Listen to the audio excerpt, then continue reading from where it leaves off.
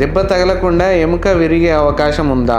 అవును, ఆస్టియోపోరోసిస్ లో ఇది సాధ్యమే. సో మేజర్ ఇంజురీ కాదు, జారి పడిపోవడం కాదు, చిన్నపాటి స్ట్రెయిన్స్, మనకు తెలియని స్ట్రెయిన్స్ వలన కూడా ఎముక బలహీనత ఉన్నప్పుడు విరిగిపోయే అవకాశం ఉంటుంది, చిన్న క్రాక్స్ డెవలప్ అయ్యే అవకాశం ఉంటుంది. ఇవేంటంటే ఎముక విరిగినంత సమానమే అండ్ తద్వారా కాన్సిక్వెన్సెస్ అన్ని ఎముక విరిగిన కాన్సిక్వెన్సెస్ ఉంటాయి. సో దీన్ని సరైన విధానంలో ట్రీట్ చేయడం అనేది ఒక మేజర్ టాస్క్. ఏ రకంగా అంటే, ఒకవైపు ఎముకని బిగించడానికి యూజ్ చేసే పనిముట్లు అనేటివి ఎముక ఎంత గట్టిగా ఉంటే అంత బెటర్ గా పనిచేస్తాయి. ఇక్కడేమో ఎముక పెలుసుబారిపోయి మెత్తబడిపోయి ఉండడం వలన ఎముక విరిగిపోయింది కాబట్టి ఎముకలో పటుత్వం ఉండదు మనం స్క్రూస్ వేసి బిగించినా కానీ. సో ఇటువంటి వాటికి ఇప్పుడు అడ్వాన్స్డ్ ఇంప్లాంట్ డివైజెస్ వచ్చినాయన్నమాట.